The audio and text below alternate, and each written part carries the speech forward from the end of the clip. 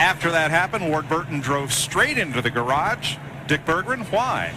Well, he really doesn't want to talk to anybody right now, Mike, and I surely can understand that, but there is a trail of liquid that goes from the racetrack to directly underneath this automobile and a puddle of oil underneath the car. One mechanic looking underneath.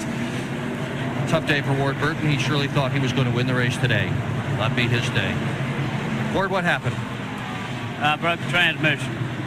There it is. Transmission on Ward Burton's car. 22 car pole sitter. He's going to be back on the racetrack after having the transmission problems. 36 laps down.